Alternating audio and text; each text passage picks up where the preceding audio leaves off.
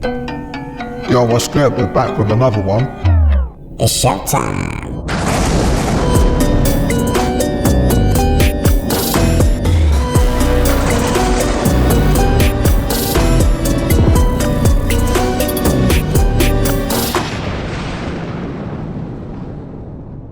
What if the Anunnaki weren't aliens from a distant star system? What if they were a civilization that existed on Mars, survived whatever destroyed it, and came here? And what if the creation story in the Sumerian texts isn't mythology about gods making humans from clay? It's a memory of Martian survivors modifying hominids they found here using their own DNA. Which is why modern humans look like them and run on a body clock calibrated to their planet rather than ours. And aren't we trying to get to Mars for the same reasons, to have a habitable planet to go to when things go south here on Earth? Mars has a day that lasts for 24 hours and 39 minutes. The human body, when removed from all external cues like no sunlight, no clocks, no social signals, runs on a natural cycle slightly longer than 24 hours. Research in chronobiology puts it at approximately 24.2 hours on average, with many people drifting longer. Every other species on Earth synchronizes naturally to the planet's 24-hour rotation. Humans require daily light exposure to stay entrained to it. Without it, we'll just drift. The planet whose day length most closely matches the human body's natural rhythm isn't Earth, it's Mars. That's wild. Yeah, bro. It's because they're from Mars. Humans have 46 chromosomes and all primates have 48. All primates on Earth. I didn't know that. Every single primate has 48 chromosomes. Has to do with packages of DNA, basically. What they found within the human Homo sapiens sapien was that there was something within our DNA where parts of it had been like altered. Yeah, I'm like serious. And what they call those alterations and those things that scientists don't know, they call it junk DNA. That's what scientists call it, because when they compared every other comparable thing on Earth genetically, they found this small little area within our genetics that doesn't match anything on the planet. But here's the thing that's weird. Not only take the chromosome thing for a minute, which is very, very strange, because how something like a splicing of a DNA or altering could happen naturally, I've seen no anthropologists or scientists that can explain that. We're not strong anymore at all. Neanderthals and Denisovians were unbelievably strong. Right. The way that we have genetic diseases and the way our bone structure is and everything, it's like it was designed in a way to function for a different reason. To not be living off the land. To function as something with like a greater purpose. Yes. They were made to be slaves, bro. Thought that Anunnaki story was debunked. Nah, bro. They just got some of it wrong. This explains everything, why we're even here. That's right, we're talking about the Anunnaki. In 1849, archaeologists unearthed 14 tablets from ancient Mesopotamia, over 4,000 years old, written by the Sumerians, the very first human civilization we know of dating back 6,000 years. These tablets contained the Eridu Genesis, and what they say could change everything. It started about 445,000 years ago, when these sky gods called the Anunnaki arrived on Earth. And their name has been translated to meaning those from which heaven to earth came. They hailed from a world far out in our solar system called Nibiru that gets close to us every 3,600 years. And don't forget, the Sumerians had pretty advanced astronomical knowledge, somehow without the telescope. Like, they knew about all of the planets. Which sounds impossible because we know about every planet that orbits the sun, right? Well, as it turns out, NASA has been searching for what they call Planet 9 or Planet X for decades due to finding unexplained gravitational anomalies out there. And recently, Caltech astronomers published evidence of a massive planet with an extremely elongated orbit beyond Neptune, with an orbital period estimated to be around 3,600 years. What are the odds? Pretty sure this was debunked. Nah, bro. They just got the planet wrong. Work of Zecharia Sitchin, who was one of the guys who translated the ancient Sumerian texts, and he believed that the human race is a product of accelerated evolution. Zecharia Sitchin was a popular author of books on ancient Near Eastern civilization and extraterrestrials. In his book, The 12th Planet, Sitchin claims that a race of extraterrestrials called the Anunnaki came here in the ancient past from a planet called Nibiru and seeded human life on Earth. He asserted that the core was derived from his own translations of Sumerian cuneiform tablets. but there is no evidence that Sitchin actually could read the ancient Mesopotamian texts he said his theories were based on. You yourself can verify his claims by going to the online cuneiform digital library and looking up the word Anunnaki. What you'll discover is that Sitchin's thesis can't actually be drawn from the data. There isn't a single Mesopotamian tablet that has the Anunnaki on Nibiru. Nibiru is only ever described as being the planet Jupiter, Mercury, or simply a distant star. I told you, bro. They're from Mars. That would explain a lot. The standard reading of the Anunnaki story comes primarily from Zecharia Sitchin. Gods from a planet called Nibiru with a 3,600-year orbit who came to Earth, mined gold, created humans as a workforce, and eventually left. Scholars have been disputing Sitchin's translations extensively. The word Nibiru in the original text refers to a crossing point or a position in the sky, not a habitable planet with an elongated orbit. In 2025, a paper presented at the 4th International Symposium on Megalithic Monuments and Cult Practices went back to the original Mesopotamian sources and proposed something different. A critical review found that the texts don't explicitly describe Nibiru as a habitable world with an elongated orbit. The paper proposed that instead the Anunnaki narrative is a mythologized memory of an advanced civilization originating on Mars, whose atmosphere collapsed in prehistory, and that migration to Earth, resource exploitation, and struggles with adaptation to a new planetary environment were encoded into the myths preserved by early human cultures. What the Sumerian texts describe consistently is beings who came from somewhere else, who understood astronomy and genetics far beyond anything their supposed era should allow, who created humans through a biological process involving themselves and an existing hominid, and who struggled with the Earth's conditions in ways suggesting they were adapting to a different environment. That's why humans get bad backs, bro.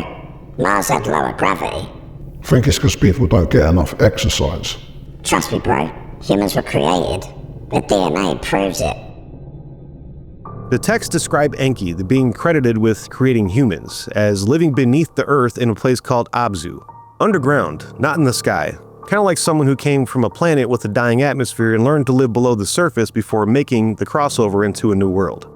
Humans have approximately 223 genes with no clear counterpart to any other species on Earth and no clear evolutionary pathway. This is documented in the Human Genome Project, and the explanation for that is horizontal gene transfer, genes acquired from bacteria over evolutionary time. But that number is unusual, and their distribution concentrates in areas relative to cognitive function. The human accelerated regions, 3,171 sequences of DNA conserved across 500 million years of vertebrate evolution, that then rewrote themselves only in humans, specifically in genes controlling brain development and cognitive function.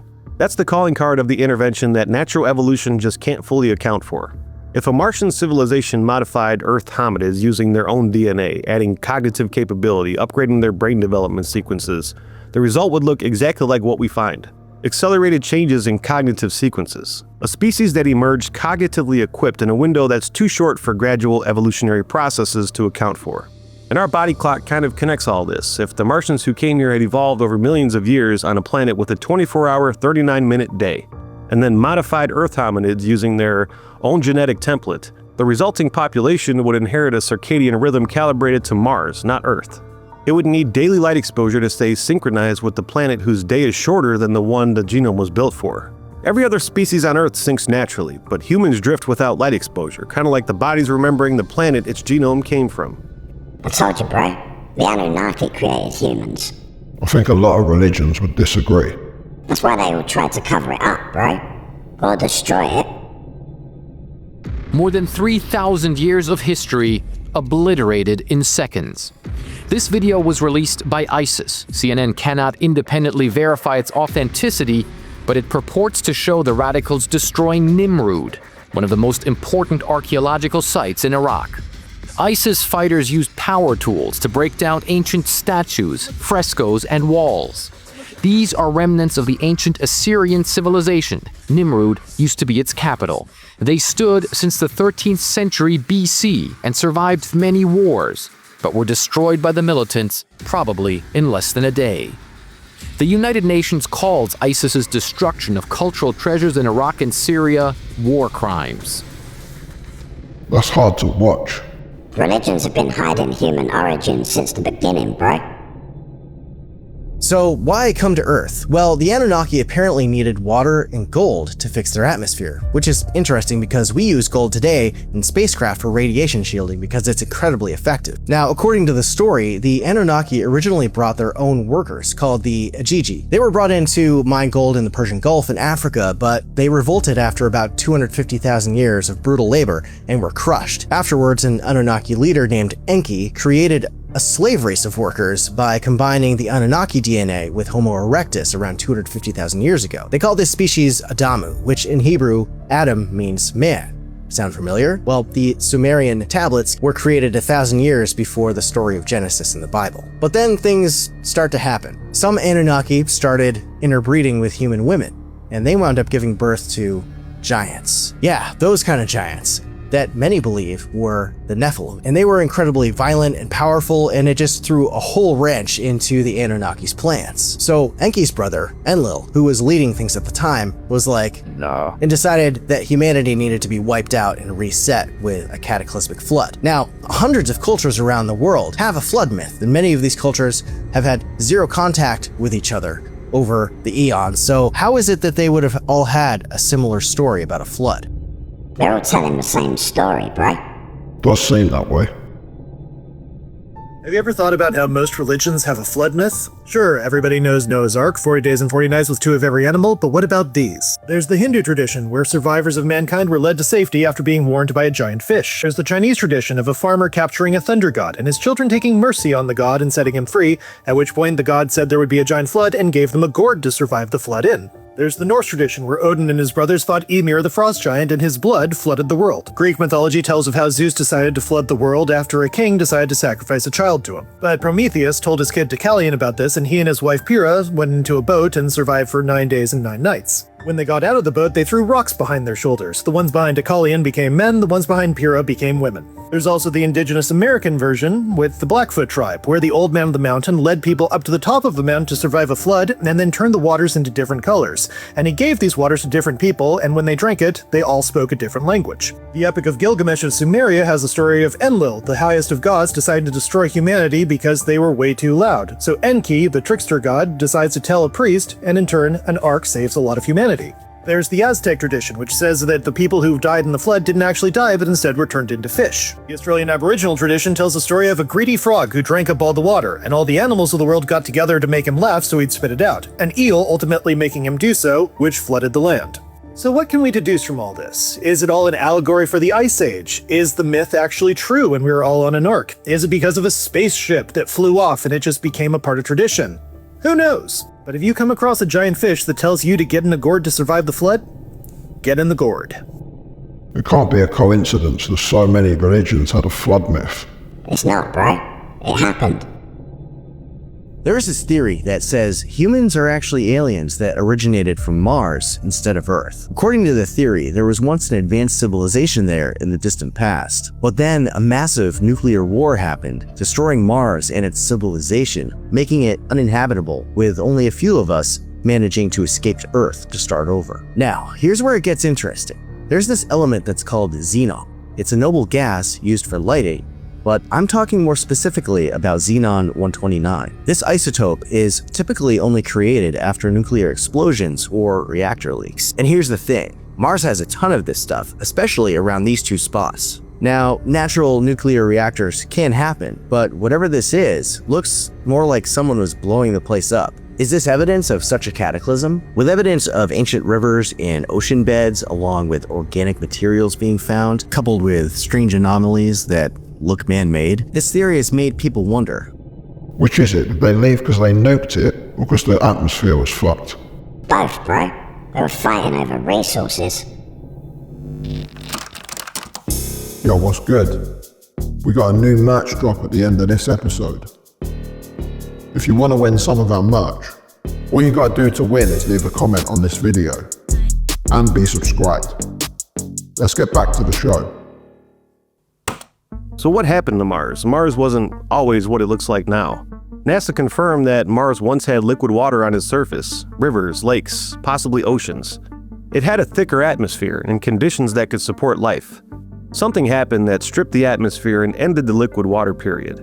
The surface is now cold and dry and bombarded with radiation that would kill most of Earth's biology. Solar wind stripping the atmosphere over billions of years is the most popular explanation, but it's probably not the whole answer. A plasma physicist named John Brandenburg, who worked at the Lawrence Liverpool National Laboratory, Sandia National Laboratories, and on NASA-related projects, looked at the isotopic data from Mars and arrived at a different ending. The ratio of xenon-129 to other xenon isotopes in the Martian atmosphere is unusually high. It closely matches the signature left by nuclear weapons detonations rather than natural geological processes.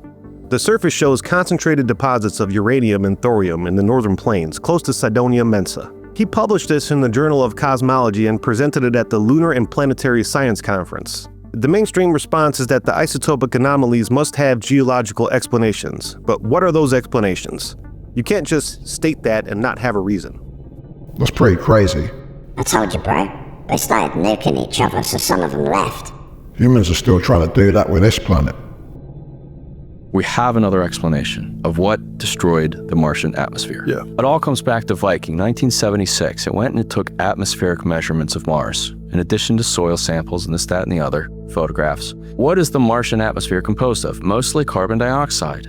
There's a little bit of oxygen in it, but there's also a little bit of this relatively unknown gas, xenon-129. On Mars, the xenon-129 to xenon-132 ratio does not match anywhere else in the solar system. So a long time ago, another scientist by the name of Dr. John Brandenburg, who's a plasma physicist, he's standing in line at the copy machine to make a copy of a page that talks about the Martian gases that were measured recently on the Viking mission, next to a guy. And the guy asks, so what are you here for? What are you copying? He's like, oh, I'm looking at these strange gas readings on Mars. And he's like, let me take a look at that. So Brandenburg hands him this thing. The guy looks at it. Interesting. And his face shrinks. Mars was nuked. Guy drops his book, leaves, and walks down the hall. He said something aloud that he wasn't supposed to. The xenon-129 anomaly indicates a massive thermonuclear detonation in Mars's past, so powerful that it completely ignited the atmosphere and destroyed the life on that planet.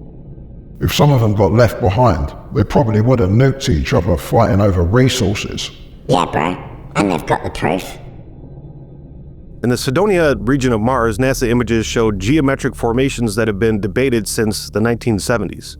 A structure that resembles a humanoid face, nearby formations with angular geometry inconsistent with the surrounding terrain.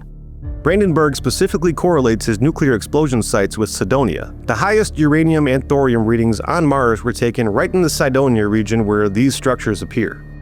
Planetary scientists say geological processes explain the formations. Brandenburg says the correlation between the nuclear isotope concentrations and the location of possible archaeological sites is not coincidental. And that debate has been running for 50 years and no one can close it. What we know is that Mars had water, it had organic chemistry, it had the conditions for life, and it has regions with both isotopic nuclear anomalies and geometric surface formations that researchers have been arguing about for half a century. But if a civilization existed on Mars before whatever happened, they would have had warning. Atmospheric collapse doesn't happen overnight. They would have had time to plan and leave and go to the nearest habitable planet, and it just happened to be right next door. To be fair, I don't think those photos are proof. Trust me, bro. People have remote viewed it. There's the remote viewers that went like a billion years in the past of Mars and saw advanced civilizations. And now we're finding structures on Mars, verified, right angles, 4 of them, impossible to exist in nature in that form. And even conventional astronomers will say that Mars had a biosphere. Yeah. I don't know if you remember this, but in the mid-90s, Clinton gave a speech because a meteorite called ALH 840001, which had polycyclic hydrocarbons on it, had like little bacterial fossils on it. He gave a speech being like, maybe there was life on Mars, due to this. This is pretty crazy. But I think the people that say 0% there was life on Mars, they're crazy. I mean, there are water caverns all over Mars. That is a fact. You have to be dogmatic to say that there wasn't life at some point. I don't mean there was intelligent life. Joe McMoneagle saw them, bro. I asked some people here from DOD. They brought a target, and I said, oh, really? He said, yeah, I have the envelope in my shirt pocket. They gave him a sealed envelope he folded over, put in his shirt pocket. And I have a card here with GPS locations. So I'll read them to you and you tell me what's there. So the first GPS location he read was a huge pyramid. And I said, right away, this must be a new discovery because it's huge. It's way bigger than the one at Giza. And it's got monster rooms inside, which is not making any sense to me at all. That's okay, just report on what you're seeing. So I did that.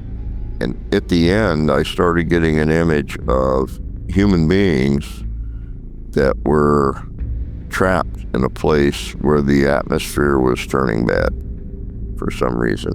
But they're human. They're just really big people. They're like twice our size, 12 feet tall. But they're just like us. And they're dying, and these pyramidal places are like hibernation chambers. They're trying to survive until somebody comes to save them. Well, I think a remote view is a good example of proof. You got the locations exactly right, bro.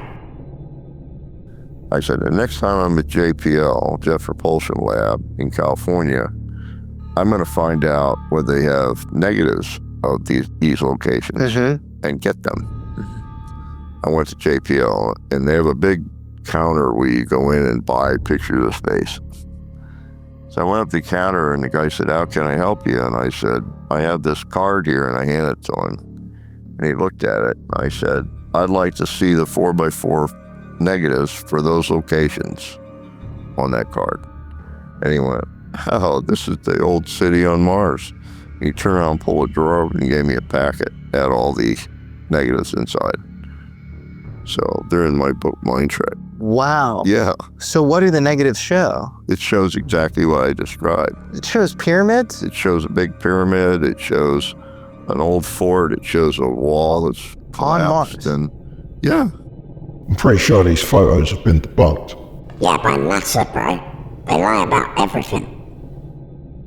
NASA released the early photographs that it looked like a face on Mars, it looked like a pyramid. And then they released new higher resolution photographs, which seemed to debunk the whole thing, right? No, actually, it doesn't look like a face, and it's not really this. I have no proof of this. Okay, I personally think that the images from the first mission of the surface of Mars were correct, were accurate, and that NASA released those second higher resolution images to sort of quell the firestorm that had erupted. I am extremely persuaded that there are ruins that dwarf anything on planet Earth. Ruins of an ancient civilization on the planet Mars, specifically in the region of Cydonia. And what's so fascinating about this is that the ancients believed that the gods descended from Mars and from this other planet that was destroyed. It's sort of, and this is, again, sounds very complex, it is, and Flynn lays it out. I mean, you read Cydonia, and it's like, to me, there's no question that the ancients believe that the gods descended from Mars. I guess it's not that far-fetched if people are trying to go to Mars now. Back to Mars, bro. They're trying to go back. Every ancient tradition describes beings who came from somewhere else, possessed knowledge far beyond what the surrounding civilization could have developed independently, interacted directly with humans for a period and then withdrew. The Sumerian Anunnaki, the Hindu Devas, the Greek Titans, the Egyptian Nibiru. It's the same profile with different names across every continent in every era. If the Anunnaki were actually Martian survivors who came here and modified the hominids that they found, to the modified population, they were gods. They understood astronomy, genetics, construction, agriculture, everything that ancient traditions credit gods with teaching. They came here from the sky. They lived far longer than the humans that they created. They built structures the modified population just could not replicate, and eventually they withdrew. The earlier megalithic structures are much more precise and well-built than the later ones, and that's a bit strange. But here's the part that changes the whole picture. Not all of them withdrew the same way. Some of them integrated. They interbred with the population they created over generations. The divine bloodlines described across ancient traditions, the hybrid kings, the figures who lived for hundreds of years, the lines of rulers described as part human and part something else, those are the record of the original Martian genome diluting across centuries into the broader population. The original Martians became us. But some of them didn't integrate. Some of them stayed separate, stayed underground in the places that Enki built, in the Abzu, beneath the surface of a planet that wasn't theirs, maintaining the subterranean environments that they learned to build before they ever left Mars. And the ones that stayed underground may still be there. So if this wild idea is true and some of the Martian survivors integrated and some stayed separate, what do you think the ones who stayed underground have been doing for the last several thousand years? Ruling the world, bro. It's the Illuminati. For fuck's sake. Here we go. The objective to put a man on Mars is an ancient aspiration. It is in fact one of the primary objectives of the mystery schools. Really? Yes, to make contact with this, to recover the lost knowledge of the gods on Mars. On Mars specifically? On Mars specifically. Like mystery schools, like the Brotherhood of the Serpent and the Freemasons. And mystery schools going all the way back to, I believe they go back to Cain. Obviously, that's just a conjecture of mine. But certainly, unequivocally, the mystery schools are perpetuated primarily through the Phoenicians. And the Phoenicians really are aside from the antediluvian mystery schools, if they existed, the Phoenicians are certainly the primary post-diluvian keepers of knowledge from the antediluvian world. I mean, the Phoenicians were the great masons of the ancient world and navigators. Is there a hidden hand directing us back to Mars? I would say so. And I think when we go there soon, probably in our lifetime, we are going to find evidence of an ancient civilization. We can't always go back to the Freemasons. Trust me, bro. It's always about ancient bloodlines. Top 13 families. You've got Astor, Bundy, Collins, DuPont, Freeman, Kennedy, Lee, Onassis. Reynolds is not one of the top 13, but it's close up there. Rockefeller, Rothschild, Russell, and then you've got your 13th Illuminati bloodline, which is the Merovingian bloodline, which believes that they are descendants of Christ, descendants of Lucifer, and the House of David. You've got the Van Dyne family. So these are your top Illuminati families. They have many special committees and councils. For instance, your council of 3, 5, 7, 11, 13, your Grand Druid Council, your committee of 300, your committee of 500. There was just as strong a Scottish contingency in the Illuminati as your Jewish contingency here on this clan map of Scotland. But you'll see the Kennedys, which is a top 13 Illuminati bloodline. You'll find the Stewarts, who are good friends with the Rockefellers. You'll find the Morgans up here, for instance. Who hasn't heard of Morgan Guarantee? And here are the Sinclairs. They were given a hereditary leadership of Freemasonry and are members of the top 13, the top 13th Illuminati bloodline, the Merovingian Holy Bloodline. I told you, bro. Let us know in the comments if you want to see a deep dive on Illuminati bloodlines. These are men of the Illuminati. They have been using the United States as their proxy because for many years they have sought to gain control of the United States because even today, this is what is called the last great superpower on Earth. To get their way, they must control the United States. With the United States, then the United Nations and all of the rest of the nations of the world, including, of course, the European community, will come under their sway. My opinion is they control the FBI. Remember, the founder of the FBI, J. Edgar Hoover, was a 33rd degree Freemason. Pike is probably known as by the Masons as their greatest hero in history. He was, by the way, a Confederate Civil War general. Pike wrote a letter to Mazzini, his Italian and European counterpart, and Mason and Illuminist. And he said, our goal is a series of 3 great wars, world wars. 2 will be fought in Europe.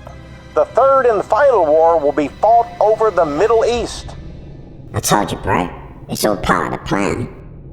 But we'll have to save that for next time. Hold on, Tip, we gotta do the giveaway. Yo, what's good? We got a new limited edition merch drop. There's only 50 of these available. Once they've gone, we'll never make them again. Each one comes numbered 1 of 50, with a handwritten and stamped certificate of authenticity. Our last limited edition shirt sold out in 8 hours, so grab one while you can. Once an order comes through, we make it, fold it, polybag it, and package it ready for you guys. So allow 2 to 4 working days for your order to be shipped. And a big thanks to our channel members. We don't do sponsors on our channel, so we can say whatever we want. And that's thanks to the support from you guys. Let's get back to the giveaway. Leave a comment for a chance to win in our next episode. Let's do this, bro.